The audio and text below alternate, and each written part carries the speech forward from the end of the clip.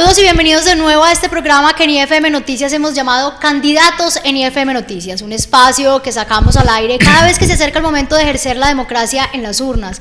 Queremos que ustedes desde sus casas tomen decisiones informadas en un año decisivo para Colombia, un año en que Colombia no se puede volver a equivocar, no está para improvisar, y con este programa pretendemos que ustedes desde sus casas conozcan a aquellas personas que están decididas a darse una batalla por el país, quiénes son, qué han hecho, pero sobre todo, cuáles han sido sus decisiones y qué están dispuestas a hacer por Colombia, bien sea desde la Casa de Nariño o desde el Congreso de la República.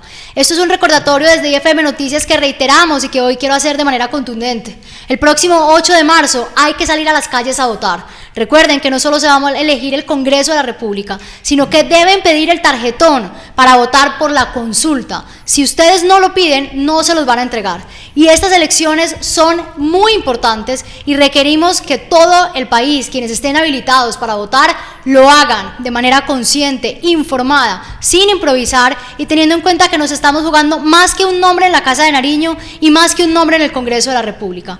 Entendemos que la conversación está enfocada en los candidatos a la presidencia, pero el Congreso es más importante todavía. Son ellos quienes tienen en sus manos el poder de las decisiones de Colombia y depende de ellos que se lleve a cabo un buen gobierno. Hoy necesitamos que cese la horrible noche, hoy necesitamos seguir recuperando y reconstruir a Colombia.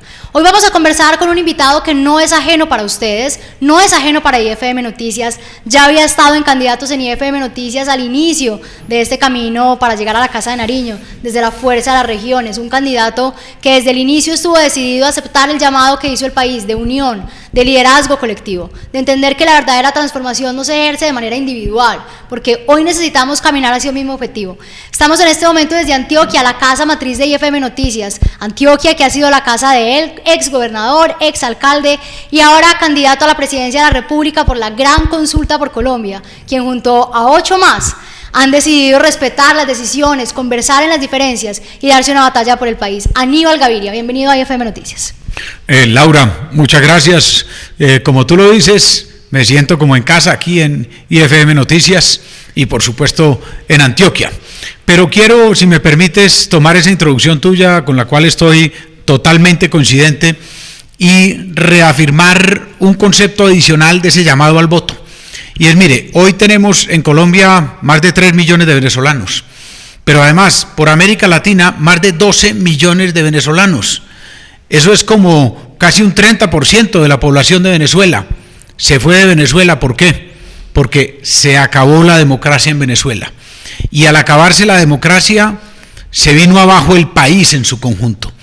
La pregunta que uno se hace, y que yo les invito a que se hagan, es: ¿un venezolano quisiera hoy votar en Venezuela en unas elecciones libres para elegir su destino? Claro que sí, pero no. Tienen una dictadura. Entonces, valoremos nuestra democracia. Y esa forma de hacerlo es votando el 8 de marzo. Así que renovar esa invitación, votar el 8 de marzo copiosamente. Y a los antioqueños, por supuesto, votar por la gran consulta y ojalá me acompañen, porque la experiencia de gobernar en Antioquia, en Medellín, es la que quiero poner al servicio de los colombianos.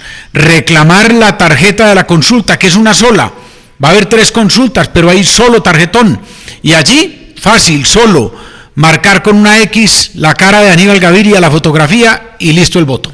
Justamente hoy, 6 de febrero, se llevará a cabo al final del día ese sorteo por cómo van a quedar ubicados en ese tarjetón de la consulta del 8 de marzo. Estamos ya a 1 mes y 2 días de este gran día, y digo gran día porque se decide el futuro de Colombia, el futuro del Congreso de la República, el futuro de quién será ese candidato único que saldrá de la gran consulta por Colombia. Y yo quisiera empezar por ahí, yo quisiera empezar preguntándole cómo se ha sentido, porque es la primera vez que 9 candidatos se unen en una sola colectividad, es la primera vez que vemos al centro derecha también caminando hacia el mismo lado, juntos hacia ese mensaje de unión, de esperanza, de confianza, de creer que el país lo vamos a transformar. ¿Y cómo ha sido eso de entenderse en las diferencias, donde está realmente la democracia? Laura, ha sido extraordinario.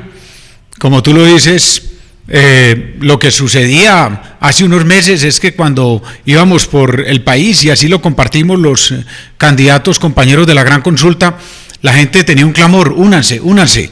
Hay una gran dispersión, únanse. Pues escuchamos ese clamor.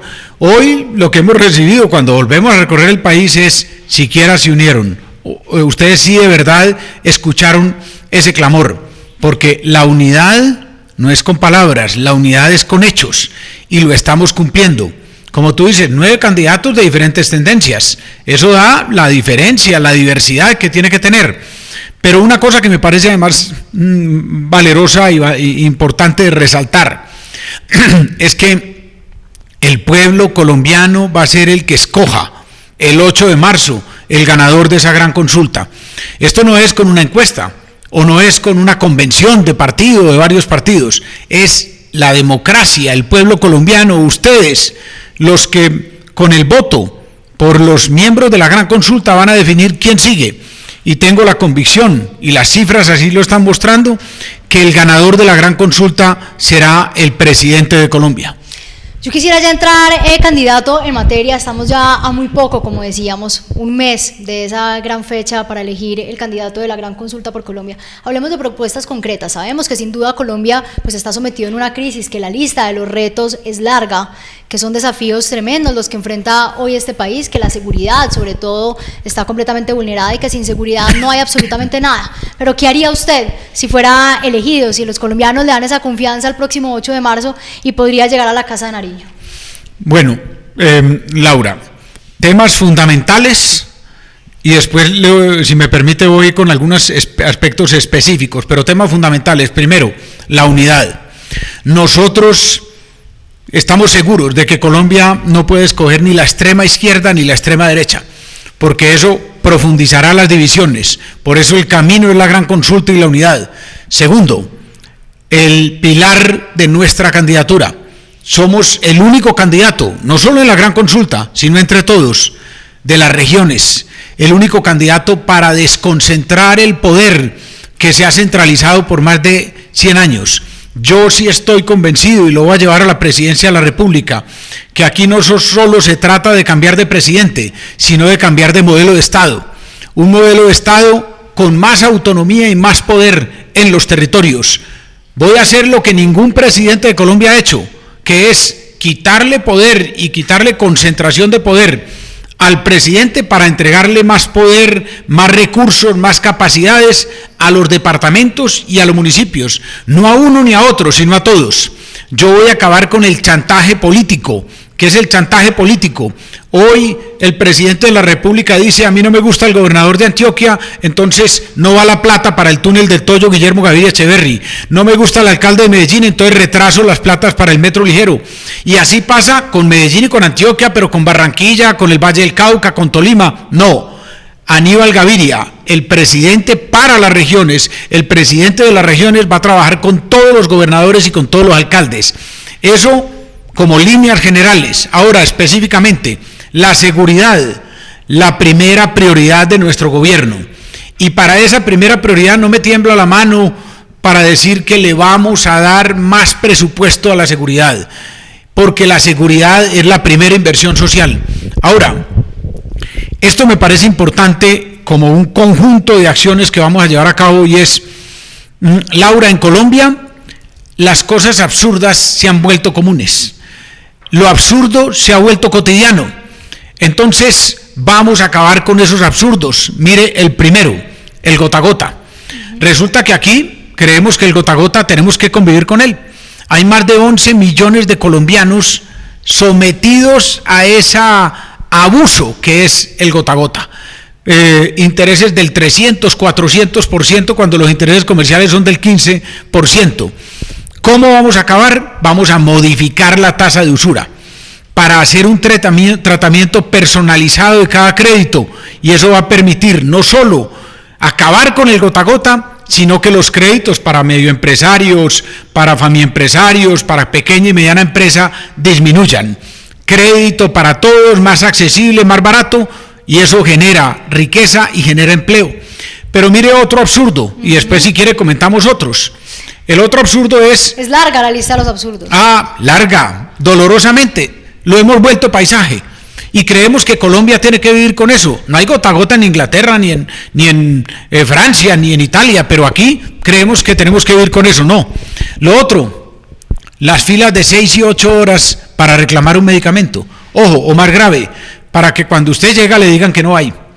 Yo recibo medicamentos para el corazón, pero yo lo recibía de tiempo atrás, pero de 3 años para acá, con este gobierno que destruyó el sistema de salud. Uno de los que era uno de los más estables justamente del mundo. Claro, y que tenía obviamente cosas para mejorar, pero muchas cosas que funcionaban.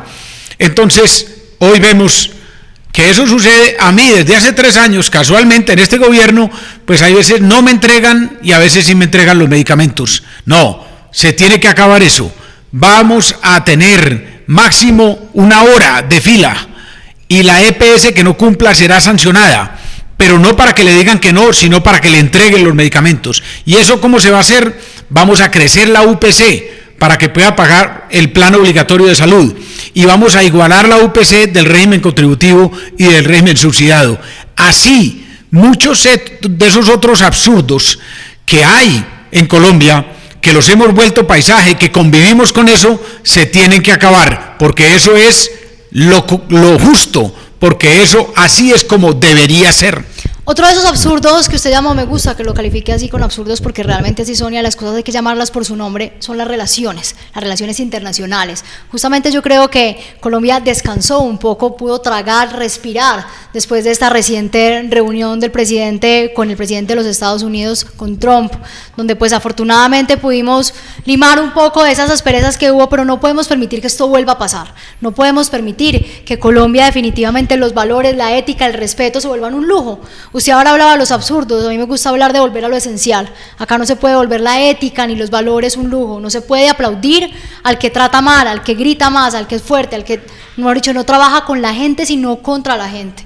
Pero vimos ahora, como usted inició esta conversación hablando de Venezuela, un espejo para Colombia, algo que no podemos permitir. ¿Cómo recuperaría usted las relaciones con esos países aliados? Pero sobre todo, no solo cómo las recuperaría, cómo las mantendría y cómo volver a esos países pues que sigan siendo aliados, que sigan aportando, que sigan apoyando y no vivir en esta crisis o en este temor o incertidumbre todos los días por un trino mal dicho en redes sociales que nos puede costar lo que nos ha costado.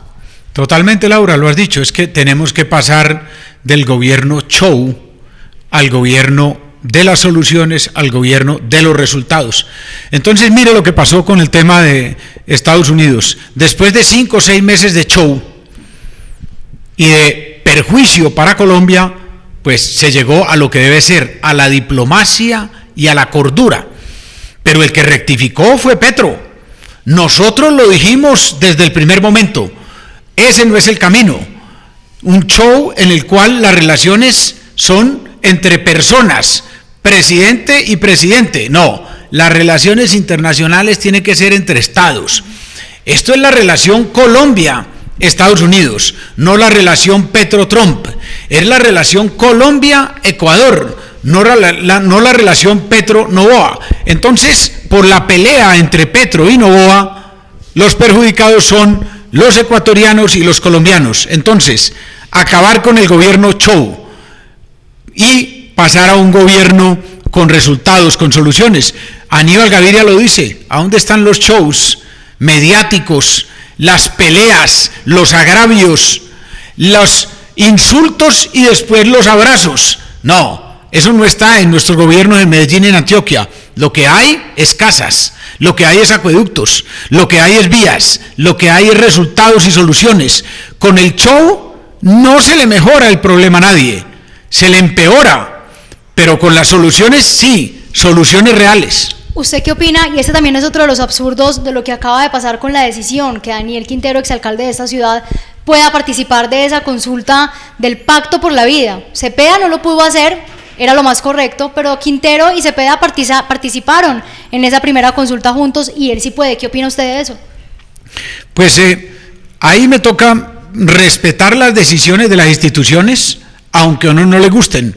A mí me parece contradictoria, se lo digo completamente franco, pero toca respetarlas porque ahora salen a decir que hay que acabar el Consejo Nacional Electoral porque no les gusta la decisión, o salen a decir que hay que cerrar el Congreso porque el Congreso no les cumple sus expectativas, o salen a atacar la Corte Constitucional porque tumba el esperpento de la emergencia económica que entre otras estaba dirigida en buena parte contra las finanzas de los departamentos, como muchos gobernadores lo mencionaron. Entonces, respeto a las instituciones, aun cuando no me gusten en algunas ocasiones las decisiones. Eso lo he hecho como gobernador y lo voy a hacer como presidente. Pero, por supuesto, bajo la libertad de expresión, debo decir que la decisión es claramente contradictoria y que no acabando con las instituciones, sí hay que ver las reformas que se necesitan para que el funcionamiento sea más coherente. ¿Qué opina usted de la famosa constituyente? Eso que también ha utilizado el presidente como una cortina de humo para seguramente después salir a decir que no lo han dejado gobernar o que no lo dejaron gobernar. Sí, dos cosas ahí, Laura. Es parte de las contradicciones absolutamente repetidas del actual gobierno. El actual presidente se comprometió públicamente con el país a que no convocaría una asamblea constituyente. Eso lo hizo en su candidatura presidencial. Pero es gravísimo cuando la gente dice una cosa como candidato y otra como presidente. También dijo que iba a acabar con el ELN en 3 meses, y aquí estamos en la peor de las circunstancias, el asesinato que tengo que rechazar por parte del ELN de 2 escoltas del senador Castellanos. Eso es parte del resultado del supuesto compromiso de acabar con el ELN o de firmar la paz con el ELN en 3 meses. Entonces, un gobierno lleno de contradicciones, y la constituyente es otro más, porque además el M-19 fue uno de los pilares de la constituyente. Entonces, esto además es parte otra vez del gobierno show. Eso no va para ningún lado, pero eso lo que está buscando es un beneficio político, engañar de alguna manera a los colombianos para tener ese show y ese efecto mediático que no va a llegar a ningún lado. ¿Qué haría usted por la educación? Sin duda otro sector muy aporreado por este gobierno nacional y que perjudica directamente a los jóvenes y por supuesto pues también a los niños de este país. A mí me hace mucho ruido cuando dicen los niños y los jóvenes son el futuro de Colombia. No, los niños y los jóvenes son el presente de este país y ellos no están encontrando oportunidades acá, y parte de las razones por las que no encuentran oportunidades y se quieren ir o no hacen parte de la conversación es justamente porque les hemos fallado, y la educación es uno de esos aspectos en los que les hemos fallado. Laura, contundentemente de acuerdo. La gran oportunidad para nuestros jóvenes es la educación. Hay otros 3 pilares que yo siempre he tenido, los quiero mencionar, pero me centro en la educación. Lo otro, el deporte. Por eso parte de la campaña la estoy haciendo en bicicleta, para estar más cerca de la gente, pero también para exaltar la importancia del deporte. La cultura y el emprendimiento, 3 pilares. Ahora volvamos a la educación, que es el fundamental y el básico. Mire, para los niños y los adolescentes, la educación pública se dice que es gratuita, pero resulta que no es. ¿Por qué? Porque a las familias más vulnerables les decimos educación gratuita, pero compre el kit escolar, los útiles escolares. Eso para una persona pudiente puede que sea un valor muy pequeño, pero conversaba precisamente recorriendo el país con una madre de familia y me decía: mire, doctor Aníbal, a mí se me va la mitad de mis recursos en el mes de enero en comprar los útiles escolares de mis niños. Eso es gravísimo. Vamos a hacer una educación gratuita de verdad. Le entregamos los kits escolar a todas las familias de las escuelas públicas. Y para los jóvenes, educación gratuita, técnica y tecnológica rural. Y el sistema de educación superior de Colombia. Ya lo hicimos en Antioquia. Hicimos el CESA, el Sistema de Educación Superior de Antioquia. Más de 20.000 cupos el último año de nuestro gobierno. Serán más de 150.000 o 200.000 cupos para la educación técnica y tecnológica para los jóvenes de Colombia con el Sistema de Educación Superior de Colombia. Los jóvenes van a pasar de ni empleo ni educación a Sisi. Candidato, nosotros en IFM Noticias acabamos de lanzar justamente una campaña que se llama Hablar Bien de Colombia, porque entendemos que la historia de este país hay que contarla completa. No solamente se puede contar la crisis, no solamente se puede hablar de una coyuntura, no solamente podemos decir cosas negativas, porque no es cierto. Este país tiene cosas maravillosas, ha logrado salir de la crisis, ha logrado levantarse una y otra vez de 1000 desafíos que se han presentado a lo largo de la historia. ¿Qué diría usted si yo le pregunto, hable bien de Colombia? No, pues no puedo estar más coincidente con esa campaña y con la filosofía que encierra. Yo lo digo de esta manera: yo he sido toda mi vida, y lo sigo siendo, un optimista. Y lo que voy por Colombia es sembrando esperanza. Por eso el eslogan en nuestro gobierno en Antioquia fue: servir con alegría. Y eso es lo que queremos hacer, porque queremos llevar esa alegría a Colombia. Esto no es una campaña sombría, por eso la hacemos en bicicleta, vamos a los territorios, hablamos con la gente. Es una campaña con alegría, porque es una campaña con optimismo y con esperanza. Y lo otro que dices, Colombia, en ese recorrido vemos nosotros la potencialidad de Colombia.